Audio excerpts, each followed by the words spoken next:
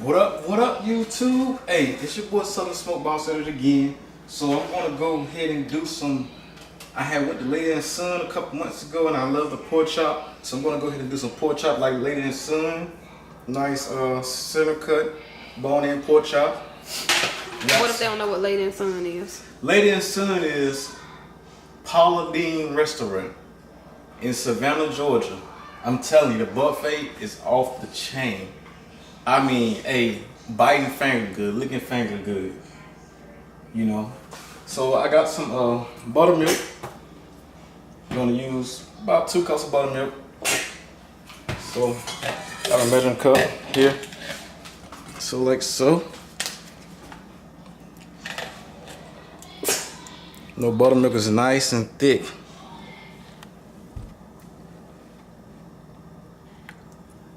Two cups. So we got some garlic powder. So we're just going to do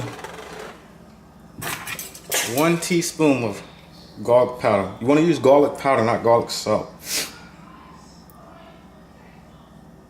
Just take the top off. That's a great idea, baby doll.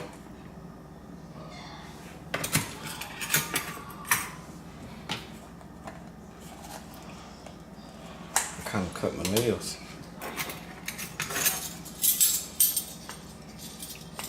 So we're gonna use, you don't have to, knock it off or anything. We're gonna use 1 teaspoon of garlic powder. We're gonna use 1 teaspoon of onion powder. Doesn't matter the brand, it's just the brand I like. So just like that, pour it over in there. So then I have a little paprika. Gonna put a nice teaspoon of that. Give it some nice color.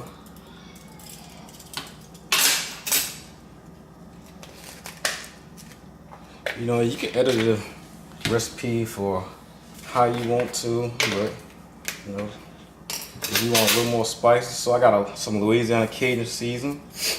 Pretty good.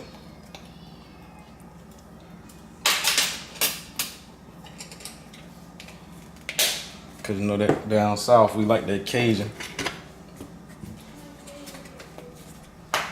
Then I got some spices, all-purpose seasoning salt. Gonna do a teaspoon with this. Whoa. We're just gonna go ahead and just stir it up nice and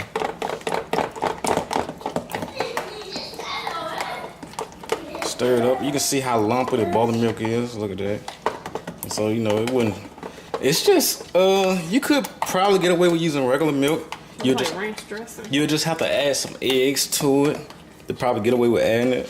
But I just went over here and picked up the buttermilk so I can have a official So I'm gonna go ahead and start by putting the pork chop in there. I'm gonna just pull a little in, put the next one in. And just like so. That way I know it's getting between each one. And you can see all them nice seasons in that buttermilk. So it's gonna be really flavorful. And I'm just gonna let this sit in the fridge overnight and cook it tomorrow. And I'm just gonna use some plain flour because you can see we have plenty of seasons in here, so it will be very seasoned. I got about 8 chops.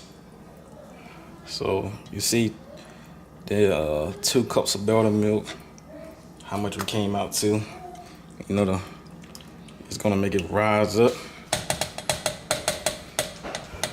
So we're just gonna put it in the fridge, let it sit overnight. Mommy, my game was it. Let it sit overnight in the fridge, and we go see what we come up with tomorrow. We're gonna fry it in the deep fryer. Hey, let's. So we have have our pork chop on marinated overnight. Go ahead and pull the plastic off. You can look at it. See, it's nice and, you know, got my grease preheated already at 350 in the deep fryer. So I'm just going to take it, put it over in the flour. You know, you can use a cast iron pan, deep fryer, whatever you prefer.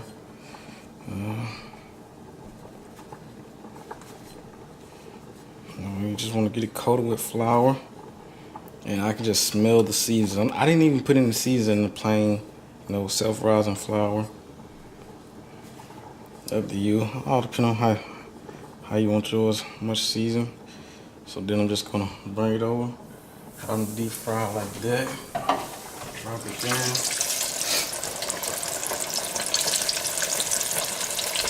And watch how it comes off with the extra crisp.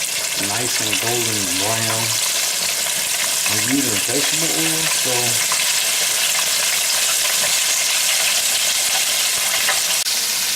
I'm just gonna repeat the process again.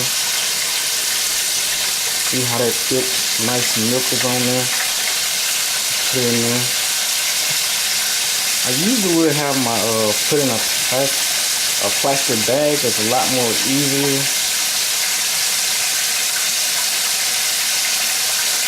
So I'm using it in a small bowl.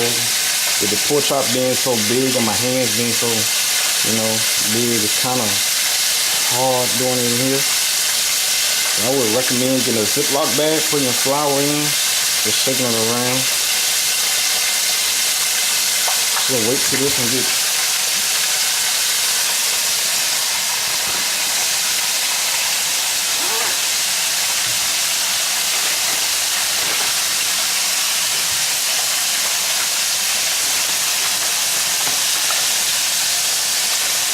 I'm just gonna go ahead and dump them right in there.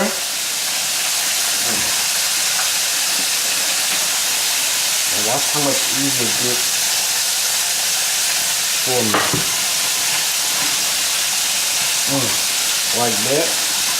Don't have to worry about making a big mess. I'll clean it up in a few, don't worry.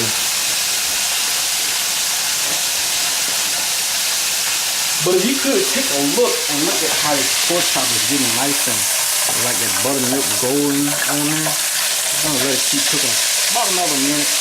Pull it on out.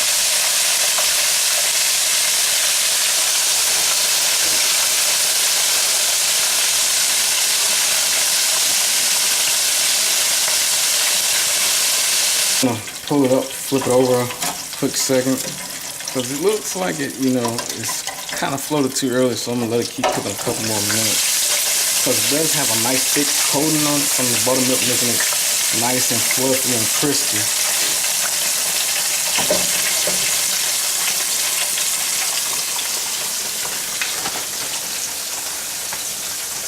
I'll go ahead and get this one ready to go in.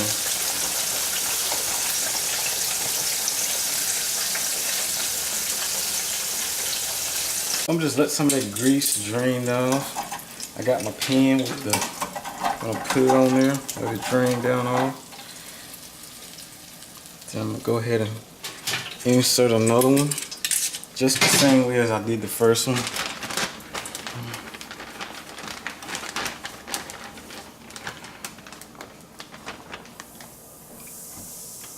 So you see how much better it was with using a bag. You can use Ziploc bag, you know, about a gallon size. Stick it on in there.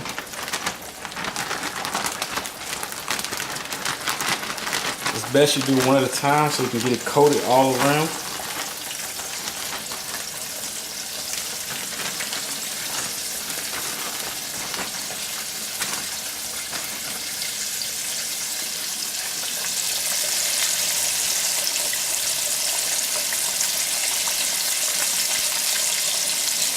So we have our center pork cut chops here done. You can see how crispy they are, nice and crispy. You can see what that buttermilk did to them. You can see the herbs, the seasonings in there.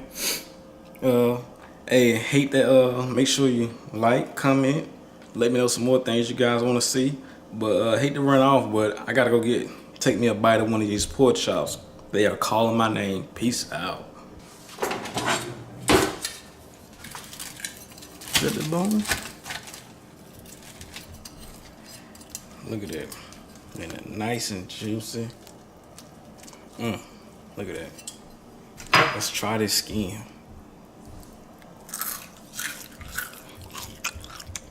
You hear that crunch? That is amazing. One thing I would recommend though is get a sifter and sift your flour after every other pork chop.